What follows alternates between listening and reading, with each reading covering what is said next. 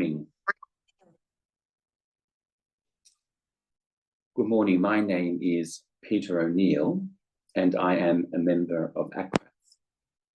I would like to begin in the spirit of reconciliation to acknowledge the Wurundjeri peoples of the Kulin Nation, traditional custodians of the land on which our conference is happening this morning. I pay my respect to their elders, past and present, and extend that respect to all Aboriginal and Torres Strait Islander peoples today. I'm a missionary priest with the Missionary Society of St. Columbans, and I worked for 26 years in Taiwan from 1991 until 2017. During my time in Taiwan, I was the director of our Columban Hope Worker Centre for a period of 10 years and the director of the Hsinchu Catholic Diocese Migrants and Immigrant Service Centre for 10 years. Both centres provided social and pastoral services to migrants, trafficked peoples, immigrants and their families. When I returned to Australia in July 2017 to take up my new role as the Columban Peace, Ecology and Justice Coordinator for Australia, I became a member of ACRATH. In January 2019, ACRATH was invited by the Australian government to have a representative on the Seasonal Worker Program Advisory Group. I was invited by the ACRATH National Committee to represent ACRATH on that committee. And then in November 2020, I became ACRATH's representative on the Palm Scheme Agriculture Committee. Over the last 7 years, I have visited quite a number of seasonal workers, both in Queensland and across regional Victoria and in the outskirts of Melbourne. I'm based here at our Columban Mission Centre in Essendon, Melbourne.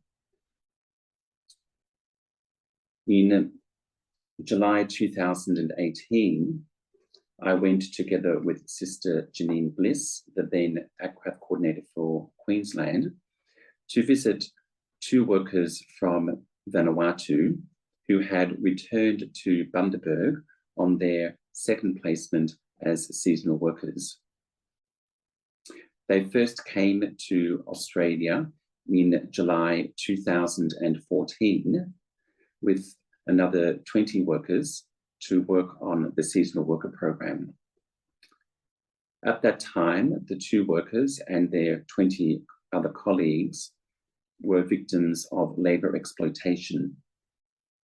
Over a period of 7 weeks, they worked on several farms in the Lockyer Valley, Sunshine Coast and Bundaberg areas and were not paid any of their salaries. They sought assistance from people from the local community in Bundaberg, and their matter was referred to the Department of Employment, the AFP, and the Fair Work Ombudsman. In July 2018, Sister Janine and myself met 2 of the workers, and we explained to them how ACRATH can assist them as best we can to apply to the government to receive their stolen wages. The workers agreed to receive our assistance, and so I made contact with the Fair Work Ombudsman. In November 2015, the Fair Work Ombudsman lodged a statement of claim in the Federal Circuit Court in Brisbane. And in March 2017, Judge Michael Jarrett penalised the labour hire provider $186,000 and the director of the company $41,300. And the judge stated the labour hire provider and the director treated these workers egregiously.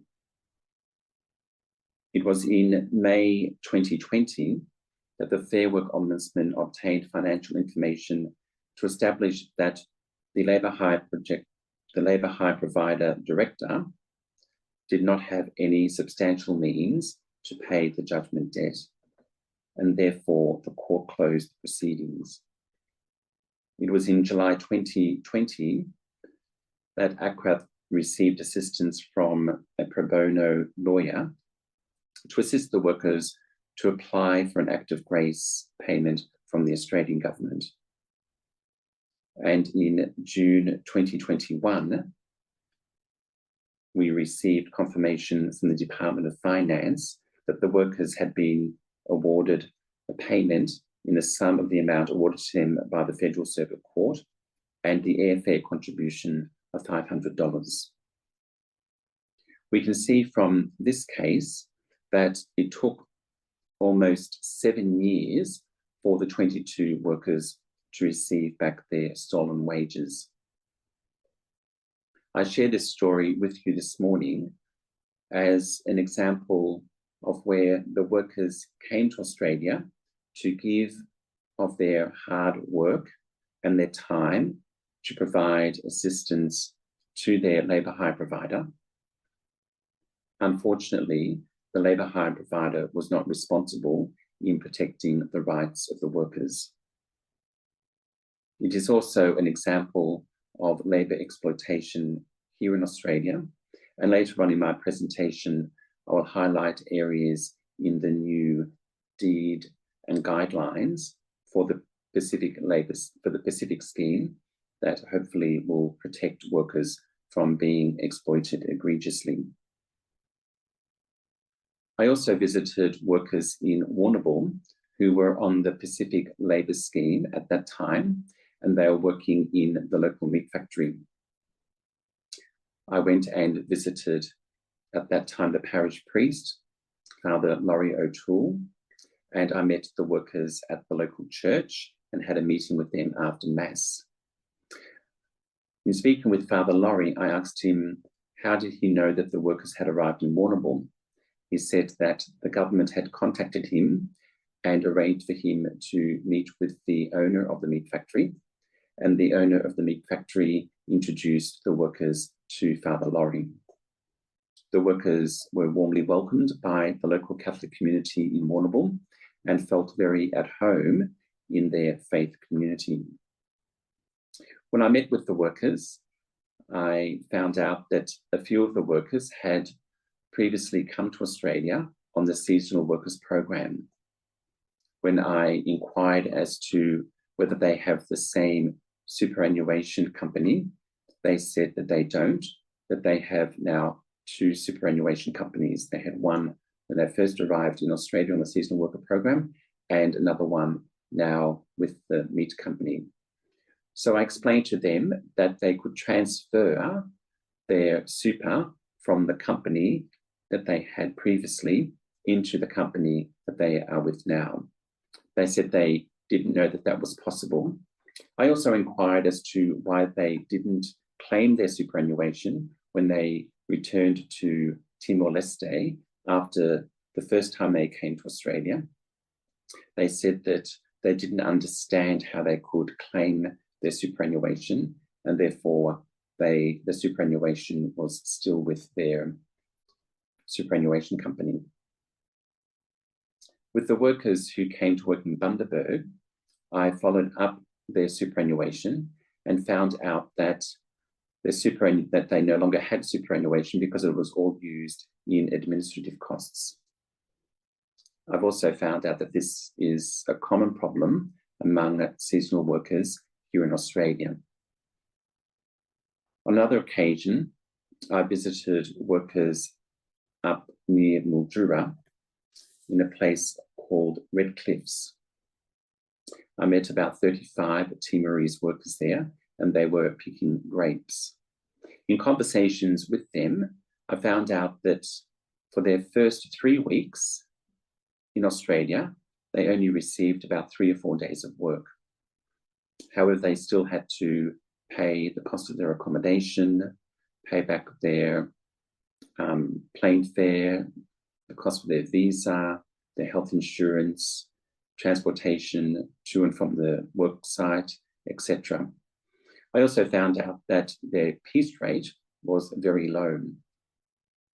I encouraged the workers to contact the government to ask for the government to come and investigate their situation. They did that, and their piece rate was increased by about 80%.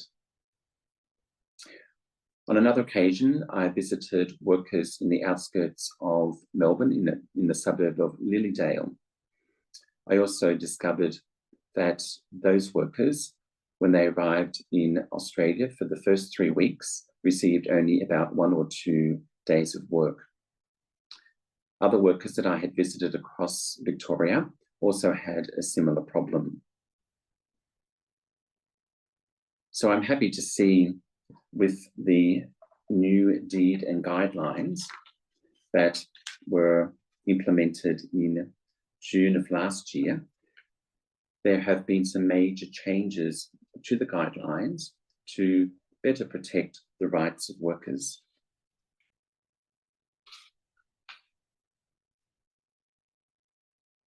One of the changes which will better protect the rights of workers is the minimum hours of work for short-term workers. As of the 1st of July this year, a minimum of 30 hours of work every week for all existing and new recruitments is to be given to the workers. Hopefully, this will overcome the problem of workers coming to Australia and for their first 2 or 3 weeks not having any work available for them. There is also the low hours safety net, which has been introduced in the new guidelines. If workers are offered less than 20 hours of work a week, the approved employer must pay the accommodation and transportation costs of the workers. The workers' debt cannot be accrued. And this came into effect as of the 1st of October last year for new and existing recruitments, or from the date of arrival of new recruits, whichever was earlier. When I went around visiting the workers, I also found out that they had no idea why they were paying a certain amount for their utility bills, because they received no invoices or receipts for their payments. In the new deed, in the new guidelines, one of the new clauses is titled Transparency of Deductions. Approved employers must now explain to workers the deductions that will be paid from their pay, including providing training on what information is included on their pay slips. And approved employers must ensure deductions are reasonable and at cost, and must provide evidence on request from workers and their advocates. Another safety net that has been put in place to better protect the rights of the seasonal workers is the net pay after deductions. There must be a minimum net pay guarantee of $200 for all workers after tax and other government-approved expenses are deducted from their salaries. The debt payment cannot be extended. In my visits to seasonal workers across Victoria, there are times when the workers have a grievance against their employer, but they are timid or afraid to confront their employer with the problem. In the new guidelines, there is now the grievance management. Approved employers must provide easy to understand information and explain to workers how they can raise any matter of concern or complaint with the approved employer. And employers must maintain a register of grievances raised by a worker or a worker's representative that includes actions taken in response to any grievances. There is a document that came out from the Pontifical Council for the Pastoral Care of Migrants and Itinerant People in the Vatican in Rome in August 2007, titled "The Love of Christ Towards Migrants." And I'd just like to quote two important sections of this document. Pastoral care of migrants means welcome, respect, protection, promotion, and genuine love of every person in his or her religious and cultural expressions. The Magisterium has also insisted on the need of policies that effectively guarantee the rights of all migrants.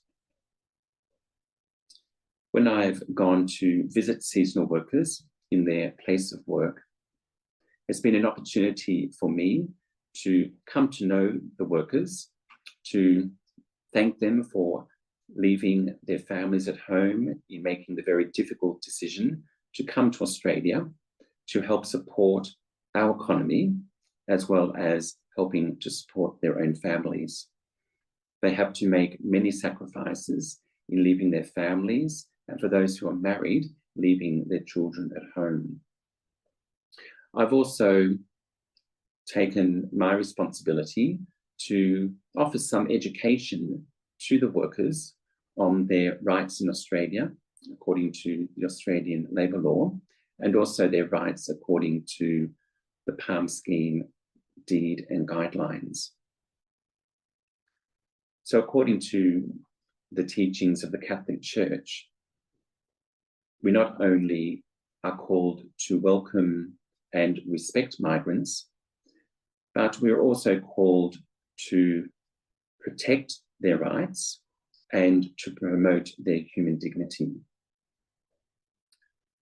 It's important that when we meet the workers, that we are educated ourselves on the PALM scheme deed and guidelines, so that we can provide education to the workers and try as best we can to answer the questions that they might have. So I'd like to thank you for this opportunity to share briefly my experience of meeting on a grassroots level, the seasonal workers here in Australia. They come and share their gift of culture, faith, hard work, hospitality to the Australian community, and it is our responsibility to make sure that their human rights and that to make protected, and to make sure that their workplace is safe. Thank you.